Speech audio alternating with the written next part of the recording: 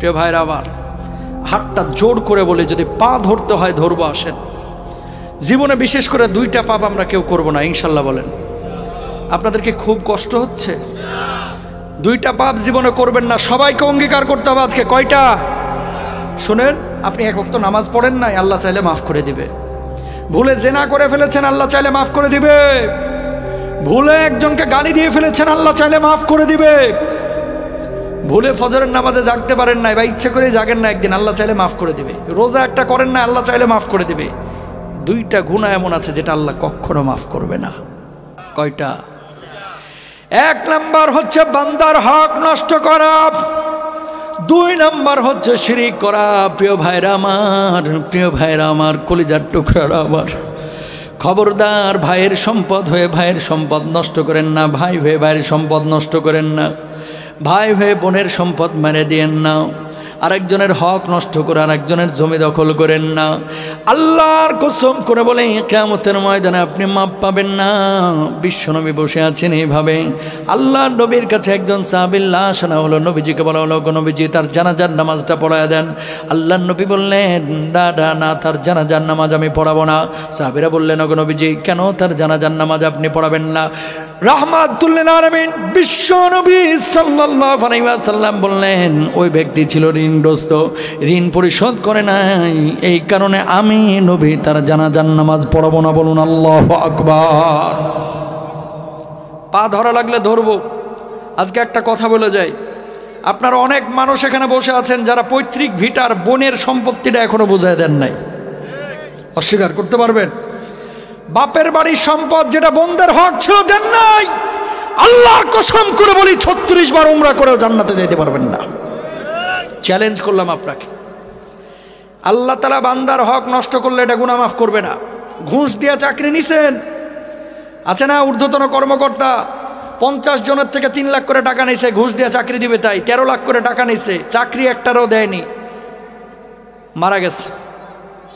আরেকজনের জমি দখল করে জাল দলিল করে নিজের নামে লিখে নিছে, আছে না? টাকা ঋণ নিছে 20,000, কয় 3 দিন পরে দেব, 3 দিন আর হয় না, টাকা তো দেয় না, উল্টা আরো ফাপড় নাই। কথা বলেন, আছে না নাই? কিয়ামতের ময়দানে এই শ্রেণীর মানুষ, এরা আবার নামাজও পড়ে, রোজাও করে, হজ্জও করে, যাকাতও দেয়। আল্লাহ তাআলা কিয়ামতের ময়দানে ফেরেশতাদেরকে বলবে, এদের আমলগুলো চেক করো তো। ফেরেশতারা তখন বলবে, আল্লাহ, এই মানুষগুলো নামাজ পড়েছে, রোজা করেছে, হজ করেছে, যাকাত দিয়েছে, কিন্তু বান্দার হক নষ্ট করেছে। আল্লাহ কি ফয়সালা হবে? আল্লাহ রাব্বুল আলামিন তখন বলবে, ফেরেশতারা রে, ওদের যে আমলগুলো আছে আমলগুলো কেটে কেটে এখন পাওনাদারদের পাওনা মিটিয়ে দাও। যখন পাওনাদারদের পাওনা মিটিয়ে দেওয়া হবে, আমার আল্লাহ রাব্বুল আলামিন তখন ফেরেশতাদেরকে বলবে, এখন আমলের কি অবস্থা? ফেরেশতারা তখন বলবে, আল্লাহ, এই মানুষগুলোর জান্নাতে যাওয়ার জন্য যথাযথ আর আমল নাই, আমলের পাল্লাটা শূন্য হয়ে গেছে। আল্লাহ রাব্বুল আলামিন তখন বলবে, যত বড় হাজি হোক, নামাজি হোক, শিকলে বেঁধে বেঁধে এই মানুষগুলোকে জাহান্নামে নিক্ষেপ করো। বলুন নাউযুবিল্লাহ। একজন মানুষের গাছের ডাব চুরি করে খাইছেন, আম চুরি করে খেয়েছেন, আরেকজনের হক নষ্ট করেছেন। করেন না ভাই? আরে কয়দিনের দুনিয়া? আগে মাইরা খাইছেন 50 লাখ, আর এখন মসজিদে খালি দান করতেছেন 20,000 করে, খালি 2 লাখ করে। এত সোজা না আল্লাহর জান্নাত তোমার জন্য মসজিদে দানের চাইতে। যার হক নষ্ট করেছো এর হক বুঝিয়ে দেওয়া আরো আগে বেশি জরুরি, ঠিক কিনা? তিতা লাগবে এই ওয়াজ। এ হুজুরের লাগে অনেকে পছন্দ করে না, কয় আনছি আপনারা হুজুর তাফসির করার লাগে, কি বাড়া ভাতে সাইড হালতেছেন। এ হুজুরে অনেকে পছন্দ করে না, কয় এই ওয়াজের দরকার কি? আপনার কাছে রিকোয়েস্ট ভাই, আপনি মাপ পাবেন না। আপনি যত বড় মুফতি নিয়ে আসেন, হক মারার গুনাহ শুধু তওবা দিয়ে আল্লাহ মাফ করে। ও বাঁচতে কইতেছেন কেন? হক মারার গুনাহ শুধু তওবা দিয়ে আল্লাহ মাফ করে।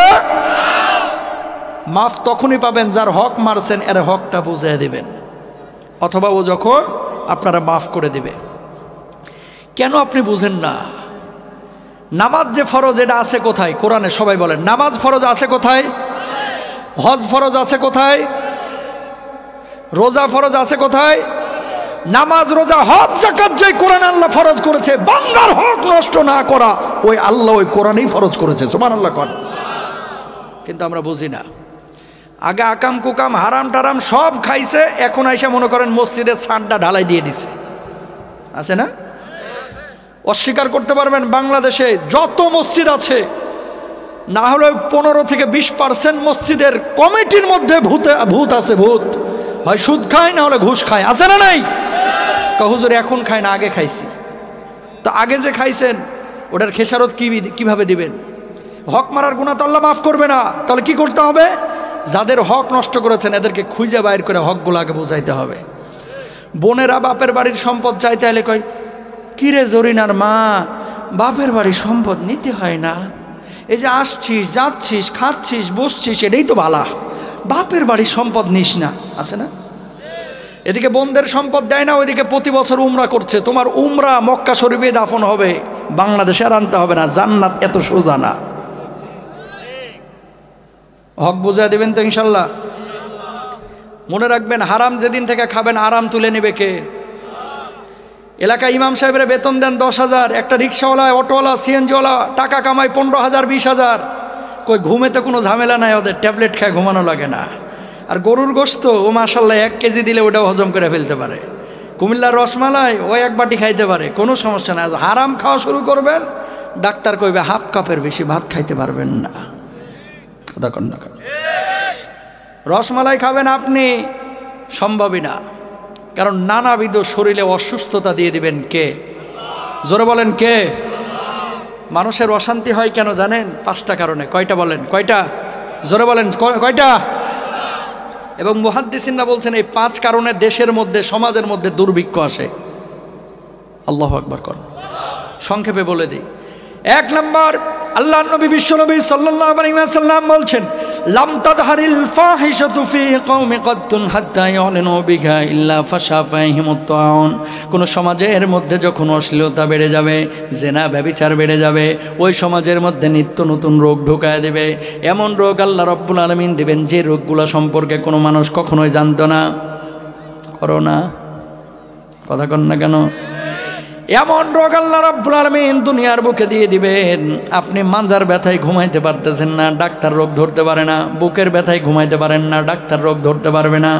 অদৃশ্য নিত্য নতুন রোগকে আল্লাহ রাব্বুল আলামিন আপনার আমার উপরে চাপায়া দিবেন যখন অশ্লীলতা বেড়ে যাবে। বলুন নাউযুবিল্লাহ। 2 নম্বর, আল্লাহর নবী বলছেন, ওয়ালাম ইয়ানকুসুল মিকয়ান ওয়াল মিজানা ইল্লা উখিদু বিসসিনিনা ওয়া শিদ্দাতিল মাউনাতি ওয়া জাওরি সুলতানি আলাইহিম। কেউ যখন মাপে কম দিবে, ওজনে কম দিয়ে হারাম উপার্জন করবে, মানুষকে যখন ঠকাবে, আল্লাহ রাব্বুল আলামিন ওই সমাজের উপরে দুর্ভিক্ষ দিবেন, ওই সমাজ থেকে শান্তি তুলে নেবেন।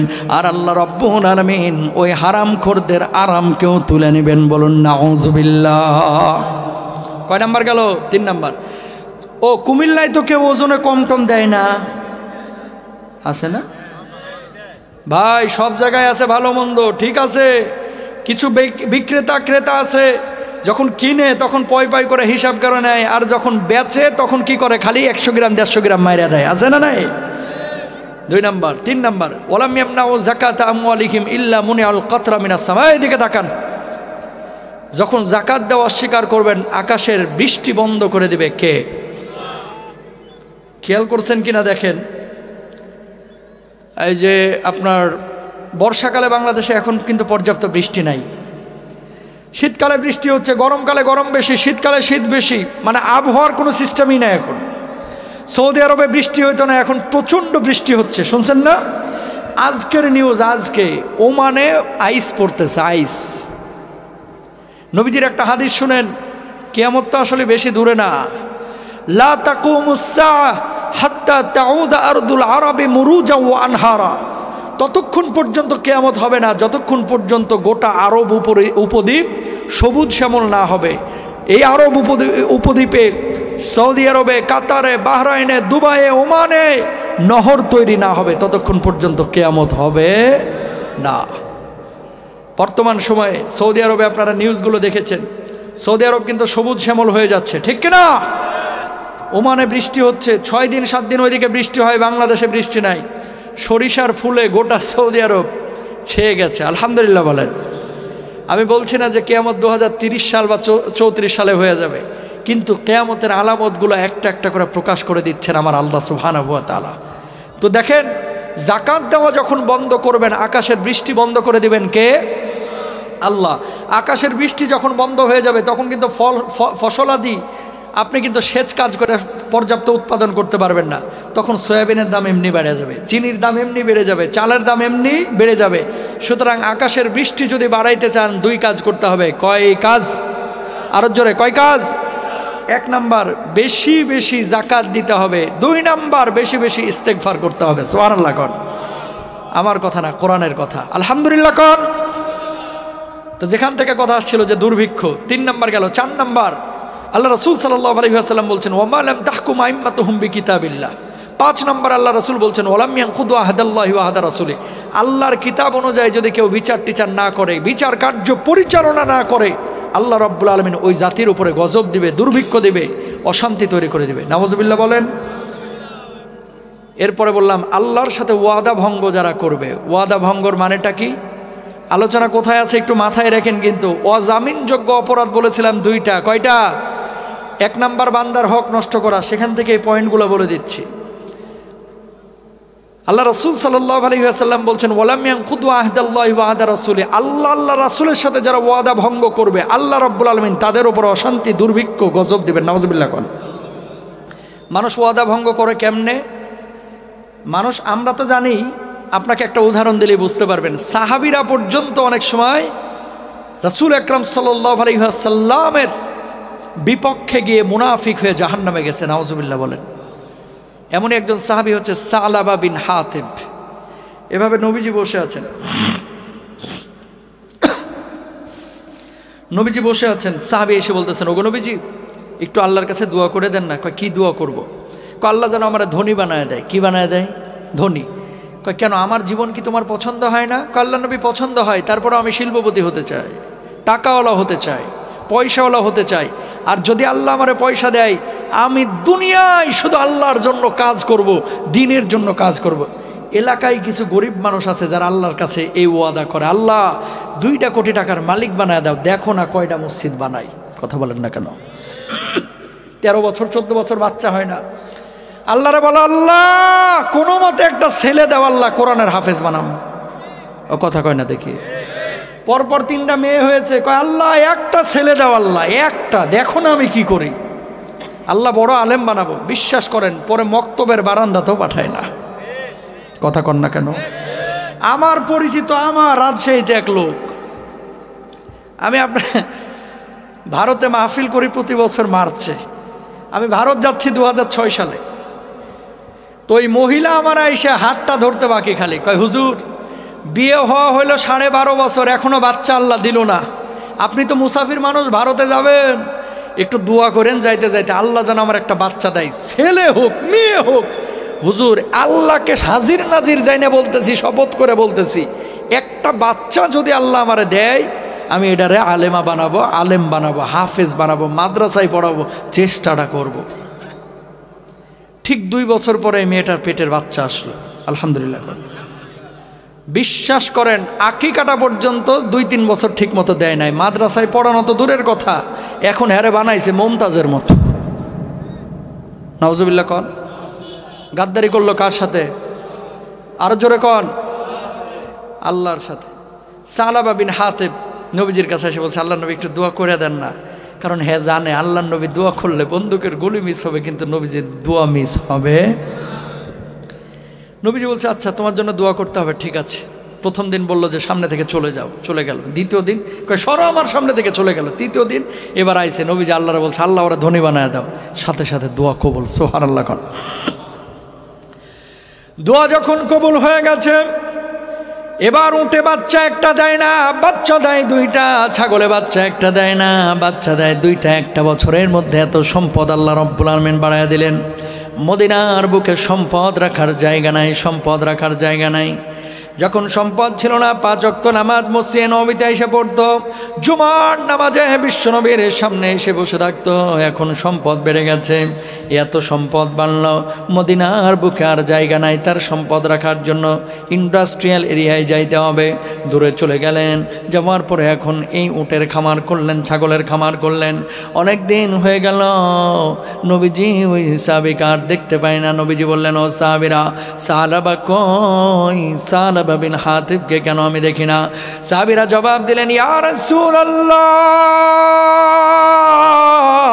ওগো নবীজি, আপনার সাহাবী এখন অনেক বড় শিল্পপতি হয়ে গেছে, ধনী হয়ে গেছে, সম্পদ এত বাড়িয়ে দিয়েছে যে সম্পদ মদিনার বুকে রাখার জায়গা নাই, এই জন্য দূরে চলে গেছে।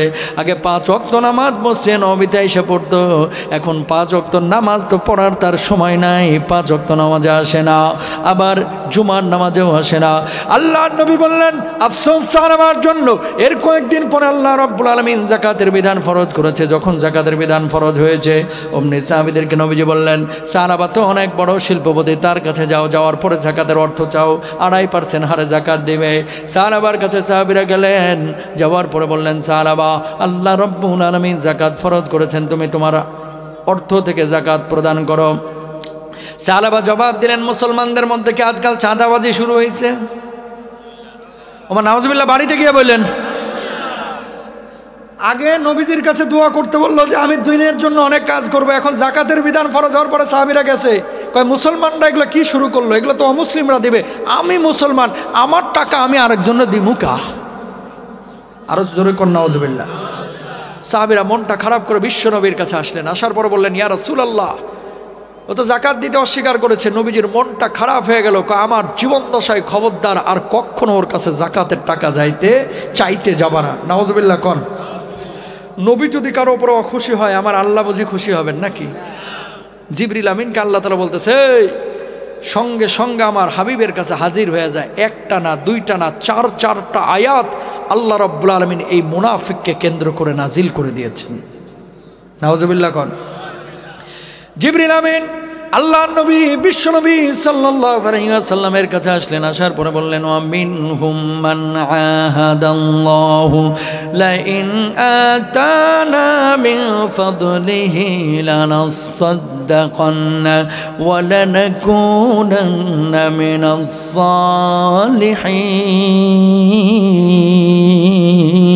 সালিহিন। দুনিয়ার জিন্দেগিতে এমন কিছু মানুষ আছে যারা আল্লাহর সাথে ওয়াদা ভঙ্গ করে।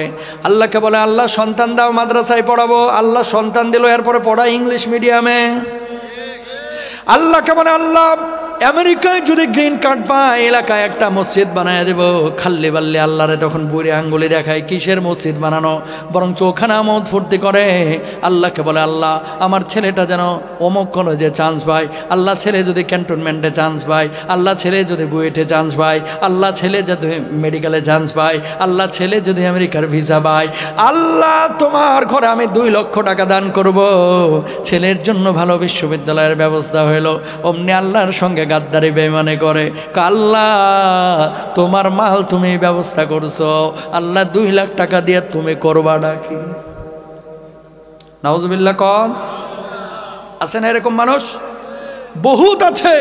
আল্লাহর সাথে যারা ওয়াদা ভঙ্গ করবে, আল্লাহ তাদের উপর অশান্তি ঢেলে দিবেন। নাউজুবিল্লাহ কন। এই যেখান থেকে কথাটা আসছিল প্রিয় ভাইরা আমার, অজামিনযোগ্য অপরাধ 1 নাম্বার হচ্ছে বান্দার হক নষ্ট করা।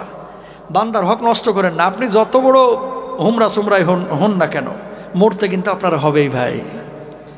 কত টাকার দরকার? আরে কবরেতেও টাকা নিয়ে যাইতে পারবেন না। ওই 4 পায়া খাটিয়াতে, ওই পালকিতে আপনার সর্বশেষ যাত্রা হবে আপনার কবরস্থানে, 3.5 হাত কেবিনে। যেই কেবিনটা, যেই কবরটা শিল্পপতিরও হবে মাটির, যমুনা গ্রুপের এমডিরও হয়েছে মাটির, আপনার আমারও হবে মাটিরই, ঠিক কিনা?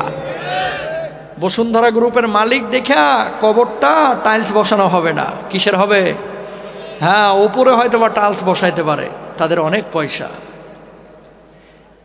ঈদ তো যেখান থেকে বলতেছিলাম কথাটা, বান্দার হক আমরা কেউ নষ্ট করব না ইনশাআল্লাহ। 2 নাম্বার আসেন অজামিনযোগ্য অপরাধ হচ্ছে শিরকের গুনাহ। কিসের গুনাহ? রাব্বুল আলামিন বলছেন ইন্নাল্লাহা লা ইয়াগফিরু আন ইউশরাকা বিহি ওয়া ইয়াগফিরু মা দুনা যালিকা লিমান ইয়াশা।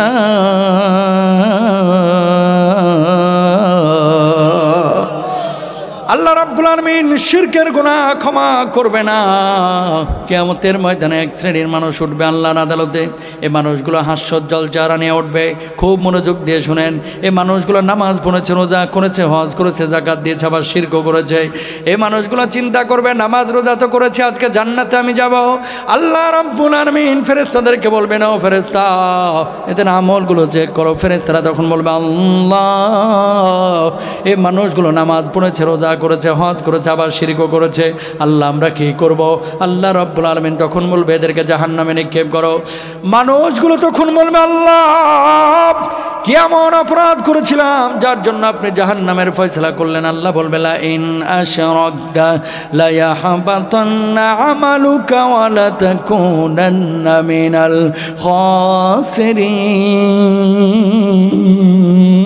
খাসিরিন। তুই যে শিরিক করেছিলে, শিরকের কারণে আমি আল্লাহ রাব্বুল আলামিন তোর একটা নামাজও কবুল করি নাই, একটা রোজাও কবুল করি নাই, একটা হজ্জও কবুল করে নাই, সমস্ত আমলগুলো নষ্ট হয়ে গেছে। নাউজুবিল্লাহ কোন। শিরিক দুই ধরনের। কয় ধরনের জোরে বলেন?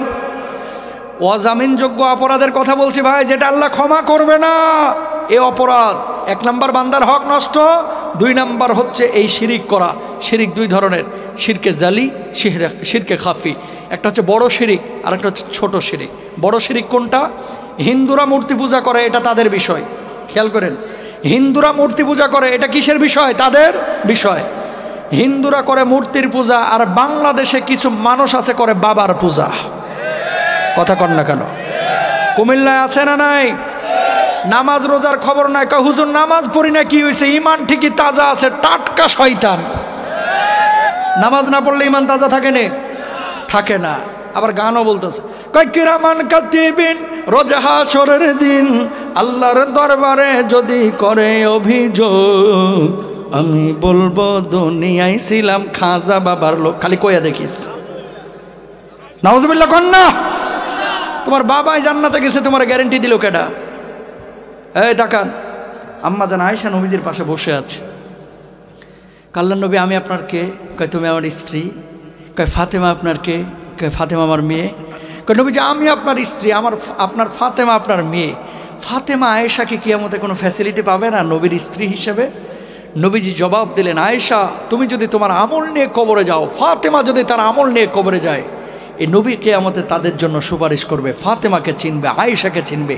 আমলহীন কবরে গেলে এই নবী আয়েশাকেও চিনবে না, ফাতেমাকেও চিনবে না। আল্লাহু আকবার।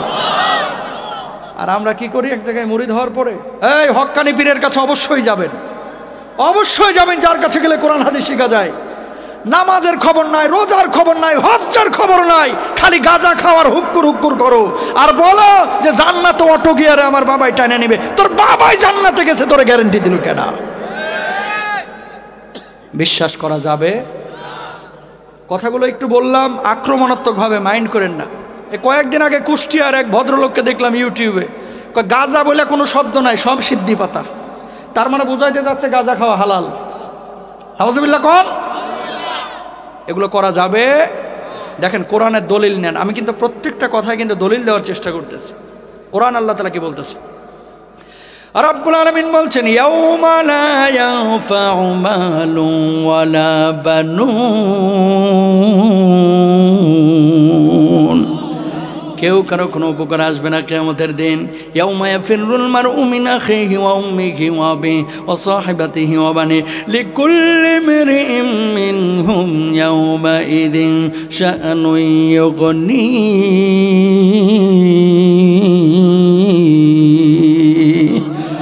আমার আল্লাহ রাব্বুল আলামিন বললেন, ভাই ভাইয়ের থেকে পালাবে, বাবার থেকে সন্তান পালাবে, সন্তান মার থেকে পালাবে।